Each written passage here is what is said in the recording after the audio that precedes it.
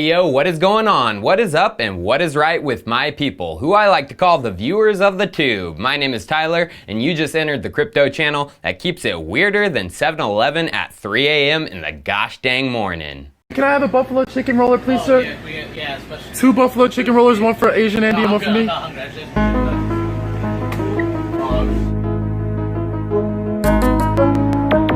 You know how we keep it brief in our briefs. It's time for Chico Crypto.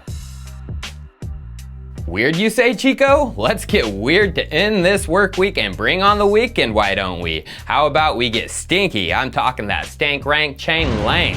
And there is a lot to talk about with those stinky linkies, staking, the service agreement, baseline integration, and more. So first, let's begin with something that I know is the most important piece of Chainlink, the service agreement, which involves staking, which involves decentralizing the entire network of Oracle nodes. So if you didn't know, Chainlink is live right now, the mainnet. There is a network of Oracle nodes providing data to requesters. Chainlink Market has a great list breakdown of the nodes and the data request jobs they have run. Link Pool, 27 data feeds and over 121,000 jobs ran. Chainlayer, 28 data feeds and over 113,000 jobs ran. Fuse, 111,000 jobs ran with 32 data feeds, and the list goes on.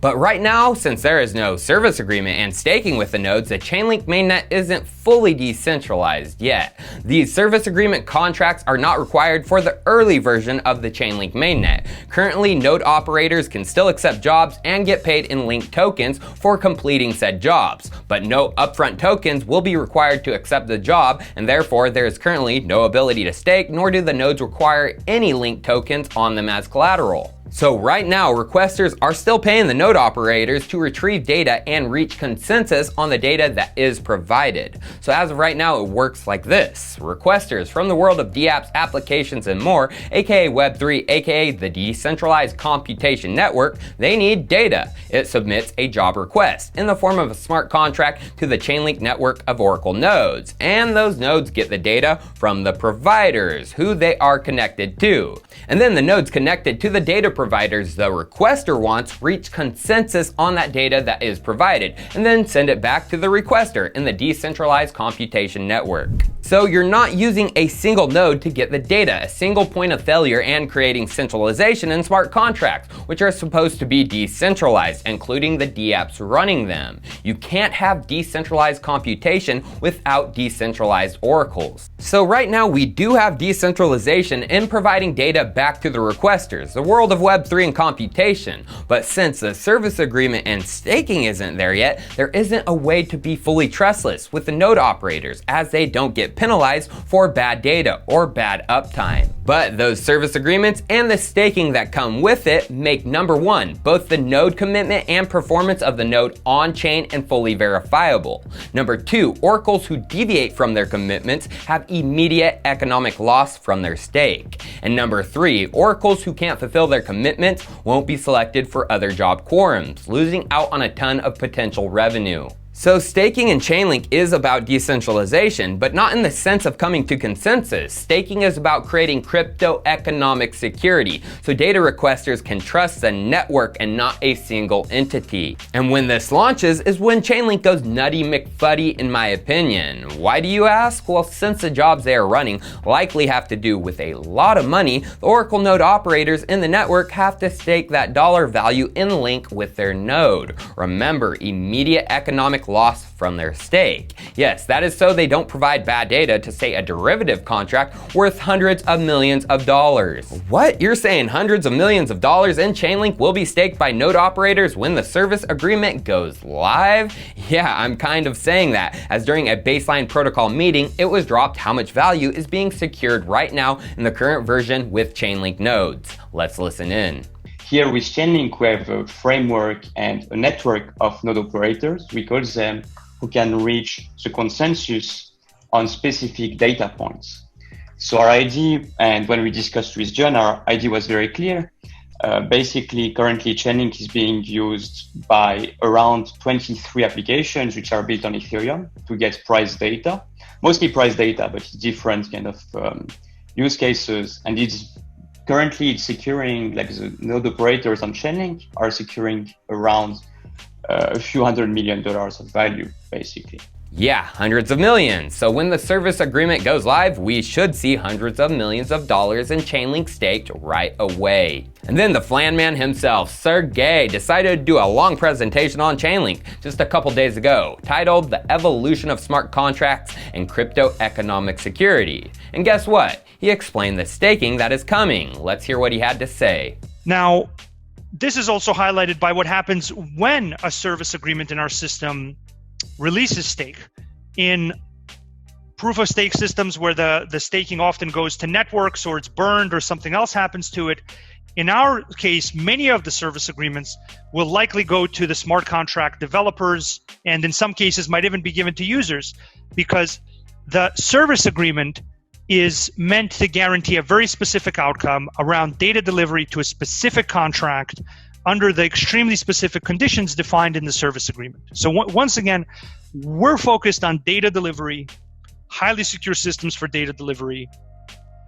There are many forms of stake.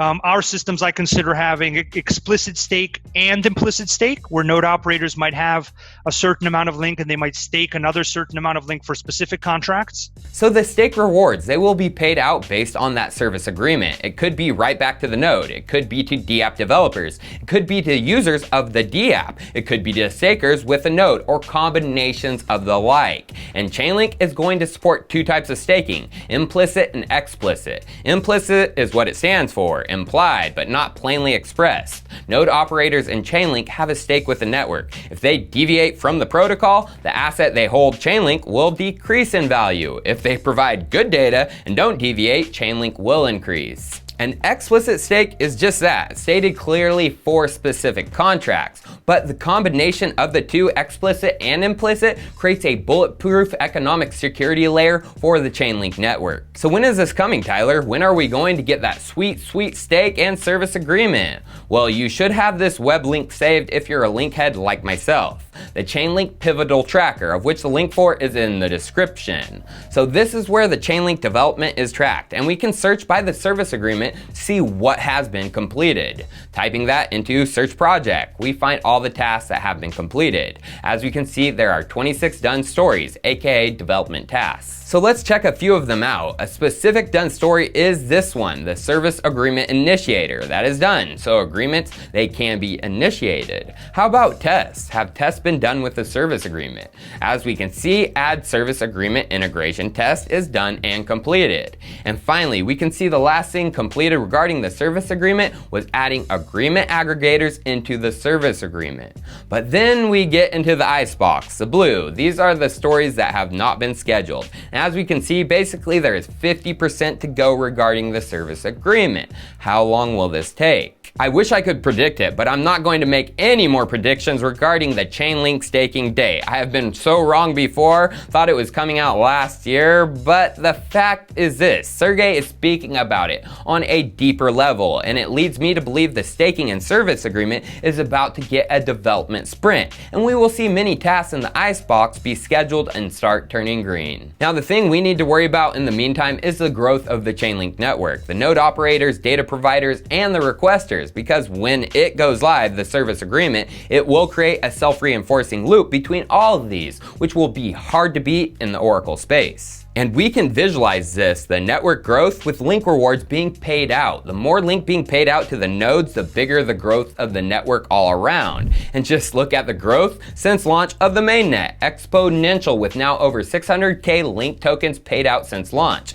And the data put together by CryptoSponge, it ended on May 25th. So I wouldn't doubt another 50K tokens has been paid out since. And you guys, this is just DeFi crypto related stuff. We aren't even talking about the outside world, some of Chainlink's major enterprise partners, and them diving in. So you guys, you know Fidelity. They have branched into cryptocurrency with Fidelity Digital Assets. Well, Fidelity has some patents out there regarding smart contracts and blockchain data fetching oracles. And Fidelity, they manage $2.4 trillion in assets. And guess who is a part of IC3 together? Chainlink and Fidelity Labs, the ones who file patents for Fidelity. As we can see from their website, 200 100 plus since its founding in 1999. And as we can see from this old article, Fidelity started their patent program in 2012. So hundreds of millions right now versus trillions. That could be coming in the future for Chainlink. Down the road, yes, but seeing patents filed by Fidelity Labs, who has been working alongside Chainlink with IC3 since 2017,